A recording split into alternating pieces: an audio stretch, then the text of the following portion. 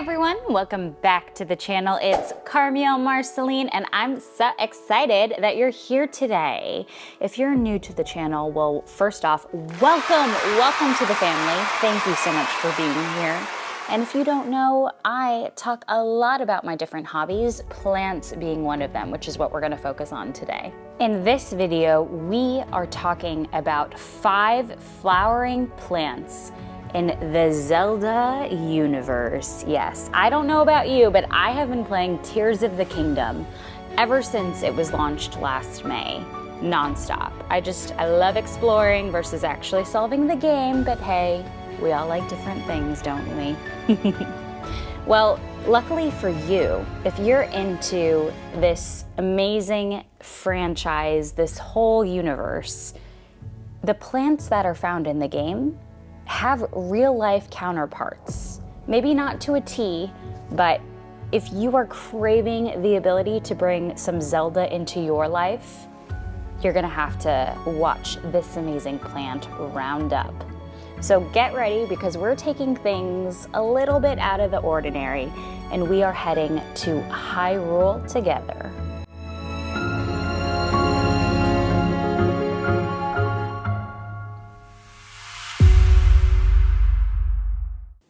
Plant number 1, a bomb flower.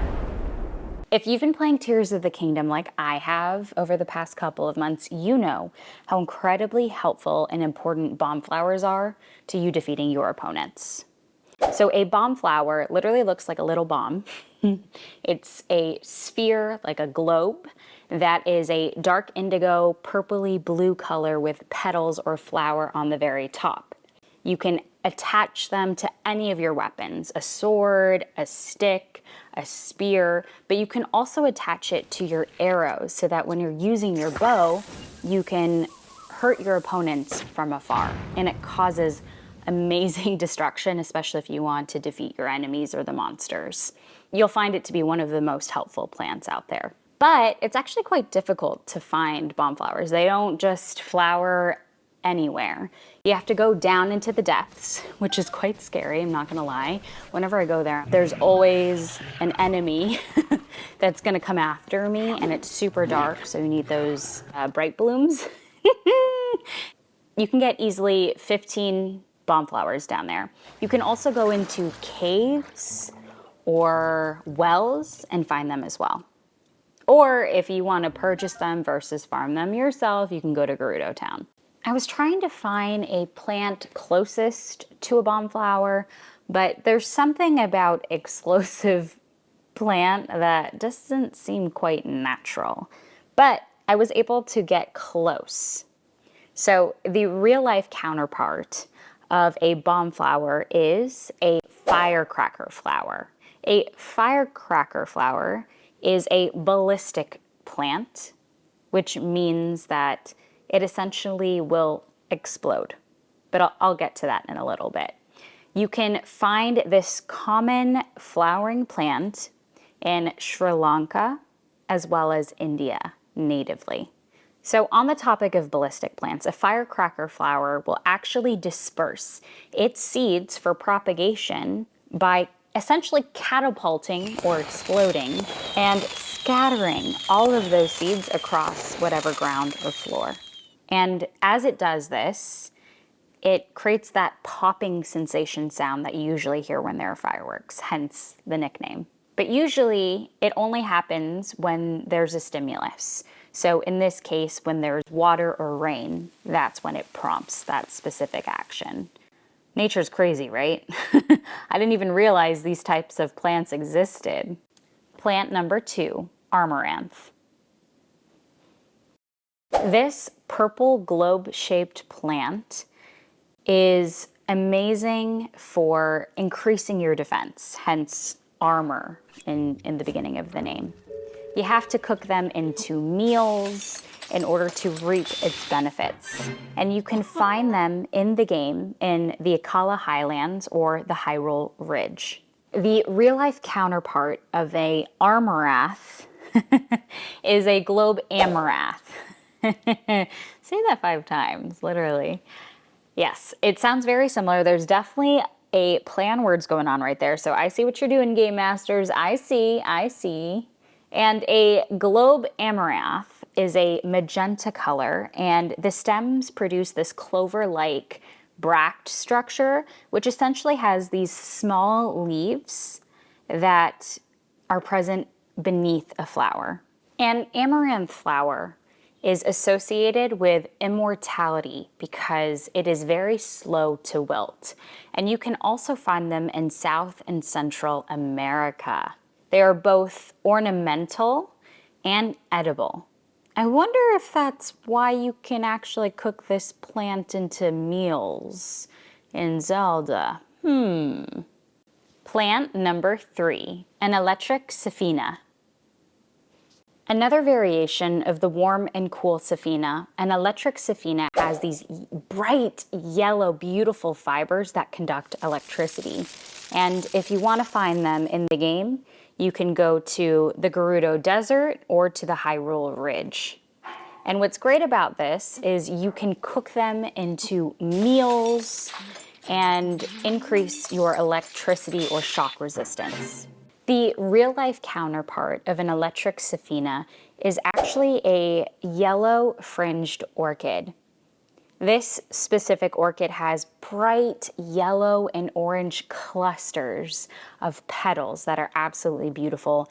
This plant is found mostly in swampy areas where there is very acidic soil, and you can find it in the south and eastern part of the United States. Plant number 4, Silent Princess. This plant is a white and light blue flower. It is quite common in the game, and you can find it in any of the forests in Hyrule. If you're looking for a specific location to find this beauty, you can go to, I believe it's called the Flora Sandbar. Don't at me for mispronouncing some of these amazing locations, which is west of Carico Village and southeast of Lookout Landing. You can use a Silent Princess for 2 things. One, you can use it to create meals for increasing your stealth, and you can also use it to upgrade your clothing when you visit one of the Great Fairies. The real-life counterpart of this flower is a wild blue heart lily. I couldn't find too much information about this plant, like where it originates from, but all I know is it's got this globe-like leaf structure with pointy white leaves and a beautiful coloration of a blue heart in the very, very center. If you have more info on this flower, comment down below. I'd love to know more. Plant number 5, a mighty thistle.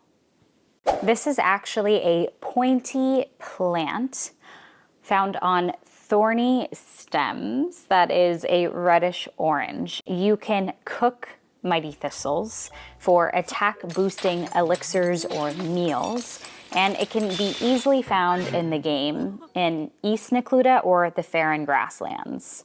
The real-life counterpart of a mighty thistle is a red-hot poker plant, or another nickname for this is a torched lily, even though it is not a lily. And it is a perennial that you can find natively in South Africa. They have these beautiful, tall stems with flowering spikes with various colors, a red, orange, and even pale yellow. And what's really interesting is that naturally, the flowers or petals on this plant fade from the bottom up, which is why you see that amazing ombre effect. There you have it. Those are 5 Zelda plants and their real-life counterparts. If you want to bring a little bit of the fantastical nature of Zelda into your real life, you gotta get one of these plants. Now, did any of these surprise you? The ballistic plants definitely surprised me. I had no idea that one of those, or that entire genre existed, but nature is powerful. If you want to know more plants from Zelda and what their real-life counterparts are, comment down below. Who knows, we could even make this a series. Hope you enjoyed today's video. I know I sure did. You know what to do. Hit that like button, subscribe if you want to join the family, and ring that bell notification if you want to know every single time I post. And with that, I hope you have an amazing rest of your day, and I can't wait to see you in the next one. Until then, bye!